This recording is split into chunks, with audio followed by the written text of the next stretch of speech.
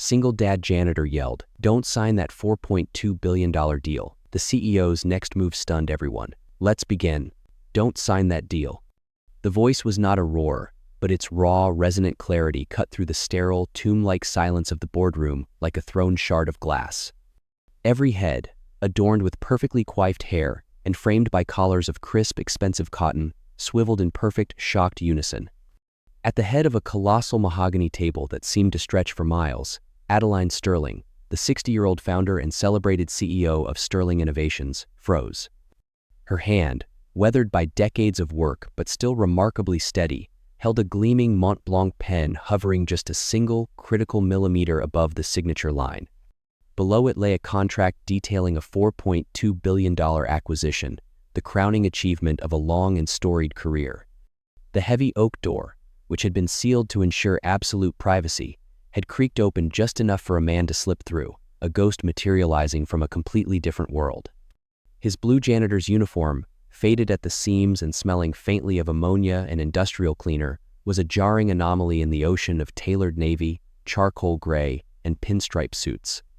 His hands were calloused, the knuckles thick, his face etched with a profound fatigue that no executive, with their catered lunches, company cars, and first-class flights, could ever truly comprehend. It was the weariness of a man who fought battles they never saw. For a moment there was only stunned silence. Then, chaos erupted. Mark Renshaw, a junior executive whose star had been rising with meteoric speed, saw his moment of triumph, the culmination of months of ruthless negotiation, evaporating before his very eyes.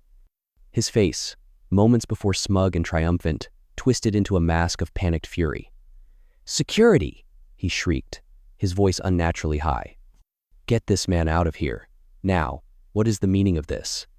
Two burly security guards, posted outside the door, immediately moved in, their expressions grim and their hands ready. They started towards the janitor, their bulk filling the doorway. But Adeline Sterling, with a quiet and almost imperceptible movement, held up a single commanding hand. "Wait." The word was barely a whisper, yet it carried the weight of absolute authority. The room fell silent again, the tension so thick it felt like a physical presence. Sterling's gaze was sharp, intensely analytical, like a scientist studying an unexpected and fascinating anomaly. In that moment, she wasn't a CEO. She was the brilliant chemist she had been in her youth. She looked past the faded uniform and the smell of bleach. She saw no malice, no hint of instability. All she saw was a desperate, unshakable, and terrifying sincerity in the man's eyes. "You have 60 seconds to explain this intrusion," Sterling said, her voice dangerously low and quiet, a promise and a threat in one. "Start with your name." "Leo Vance, ma'am. I'm one of the night janitors." His name was Leo Vance, a man who lived his life in the quiet, unnoticed margins of the world. His reality wasn't defined by fluctuating stock prices or billion-dollar acquisitions, but by the relentless and unforgiving mathematics of overdue bills, the looming, persistent threat of an eviction notice, and the fragile, precious health of his 7-year-old daughter, Maya. Her asthma was a constant, low-grade hum of anxiety in his life, a shadow that dictated the terms of his existence. It was the reason he worked 2 grueling jobs, spending his days as a freelance handyman, fixing leaky faucets and broken fences, and his nights cleaning the silent, cavernous, and empty halls of Sterling Innovations. He was a citizen of 2 different worlds, belonging to neither. He moved through the world like a whisper, a man of quiet, almost invisible integrity. He was the kind of man who would find a wallet stuffed with $500 in cash on a bus seat and spend his entire lunch break tracking down the frantic owner, only to humbly and steadfastly refuse the reward, feeling that returning what wasn't his was simply the default setting, not an act worthy of praise. To the titans of industry who strode these polished halls, their important voices echoing off the marble, he was just part of the furniture, a functioning ghost who emptied their trash and wiped away their footprints. But Leo, in his silent nightly rounds, saw things they missed. He saw the discarded family photos in the wastebaskets, the half-eaten expensive sandwiches, the motivational quotes taped to computer monitors. He saw the human debris of corporate life. He just never imagined that what he would find one night could bring the entire, glittering company to its knees. The night it all began was like any other Tuesday.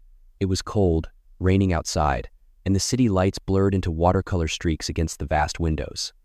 Leo was on the 75th floor, the executive wing, a place so quiet you could hear the hum of the servers in the walls. He entered the office of a junior executive named Mark Renshaw, a man known for his sharp suits and even sharper ambition. Leo's final task of the shift was to empty the industrial shredder, a hulking machine that hummed with latent power. But tonight, it was jammed, its red error light blinking accusingly. With a weary sigh, he powered it down and began the tedious, messy process of clearing the clog. He pulled out a dense clump of mangled paper, a sort of papier-mâché of corporate secrets. He was about to toss the entire thing into the disposal bag when a few words, somehow spared from complete destruction, caught his eye. Driven by a flicker of curiosity, he carefully smoothed the crumpled, shredded fragment on a nearby desk. It was part of an internal email chain, a communication clearly never meant to see the light of day. The words he could decipher, pieced together like a grim puzzle, made his blood run cold. Must suppress Phase 2 trial data. Analysis shows unacceptable long-term side effects, particularly respiratory inflammation and scarring. This will not be our problem after the Viridian acquisition. It becomes their liability post, signature. At the bottom of the scrap, he saw the product name, partially obscured but still legible. Aero Max Inhalant. The name was familiar. It was being hailed in the business news as a new blockbuster drug for severe asthma, a miracle for people who struggled to breathe. Leo's mind flashed instantly, painfully, to Maya. He saw her small face, pinched with effort during an attack, and pictured the little blue plastic inhaler he checked every single morning before she left for school. The idea that this company, or any company, would knowingly and willfully hide data about a drug that could harm children like his Maya wasn't just corporate negligence. It was a monstrous, unforgivable evil.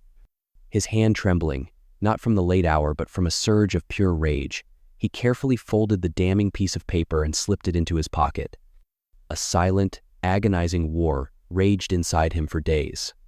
Every rational instinct, every fiber of his being programmed for survival, screamed at him to throw the paper away, to burn it, to forget he ever saw it. He would be fired instantly. Worse, he could be sued into oblivion, crushed by a corporate giant with limitless legal resources. Who was he, a janitor, against them? But then, late at night, he would tiptoe into Maya's room and watch the gentle, peaceful rise and fall of her chest in the dim glow of her nightlight, and his fear would be burned away, forged into a cold, hard, and unbreakable resolve. He could lose his job. He could not lose his soul. Back in the boardroom, Leo Vance held Adeline Sterling's unwavering gaze, a small act of immense and terrifying courage. He walked forward, his worn work boots making no sound on the plush, expensive carpet. The silence was absolute as he crossed the space between the door and the table, feeling the weight of 24 pairs of hostile eyes on him.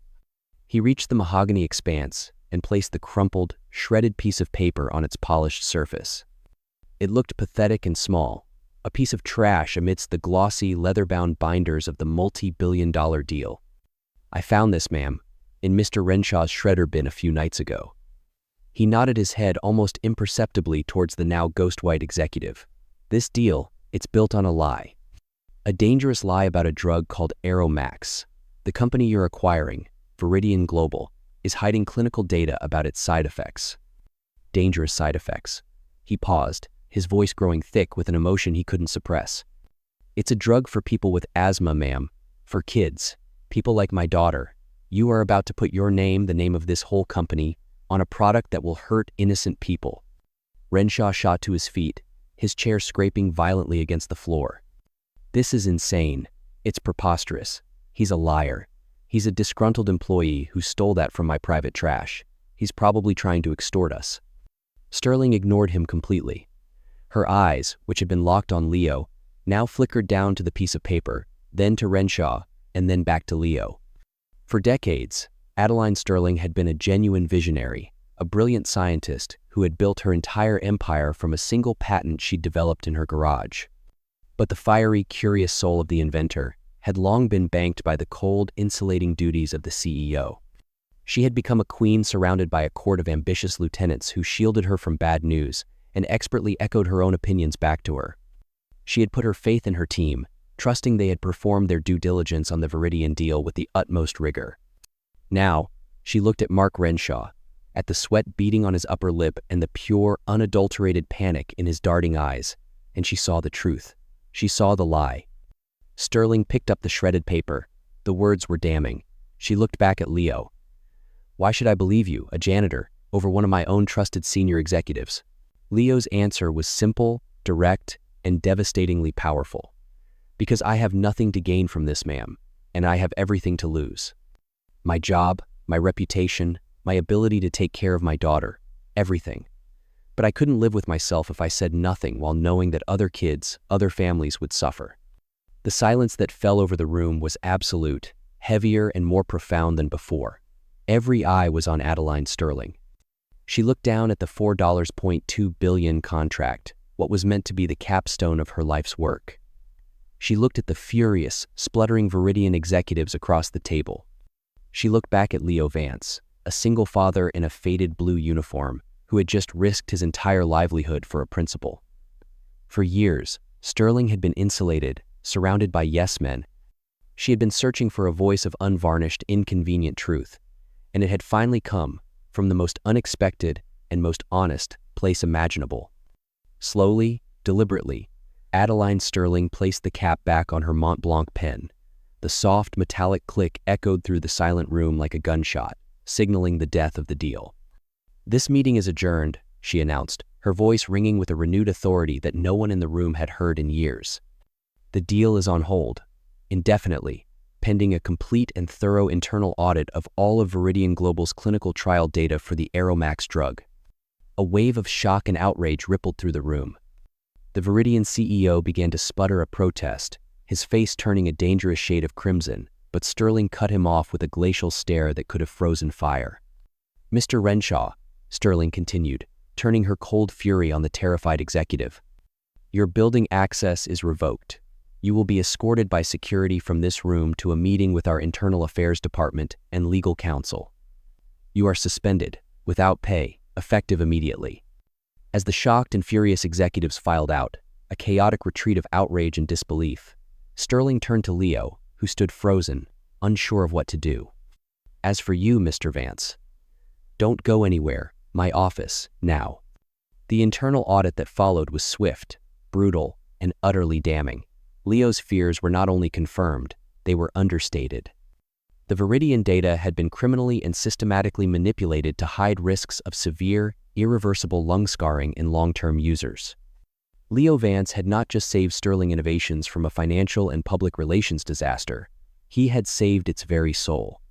A few days later, Sterling called Leo back to her vast corner office. "This company almost made a mistake that would have destroyed us and ruined lives," she said, her voice devoid of its earlier ice, replaced by a weary sincerity. "All because I stopped listening to the people on the ground. I need someone to be my eyes and ears, someone whose only agenda is the truth, who isn't afraid to speak it." She slid a thick folder across the gleaming desk. "I've created a new position, Director of Corporate Ethics and Oversight. It reports directly and only to me. Your job is to be the voice for our employees and our customers, to ensure we never again place profit ahead of people." Leo opened the folder. The salary, the benefits package, the full family health insurance, it was a figure so large he couldn't even comprehend it. It meant the best doctors and the best medicine for Maya. It meant an end to the gnawing anxiety of the first of the month. It meant his voice, once invisible, now mattered more than any other in the entire company. Months later, Leo Vance, now in a simple but well-fitting suit that still felt foreign to him, walks out of the Sterling Tower into the bright afternoon Sunday. A little girl with bright, curious eyes and a healthy, happy laugh that echoes in the open air runs towards him, launching herself into his arms. "Daddy!" Maya squeals, her breath easy and clear. He lifts her up, holding her close, burying his face in her hair. In that moment, he is what he has always been, a father who loved his daughter enough to change the world. This story is a powerful reminder that a person's value is not defined by their job title or the clothes they wear. True worth is measured in character and courage. It shows that one person, armed only with the truth, can make all the difference. The wisest leaders are those humble enough to listen to the voices others ignore. What would you have done in Leo's position? What do you think of the CEO's final decision? Share your thoughts in the comments. And if you believe stories like this matter, subscribe for more that prove heroes can be found in the most unexpected places.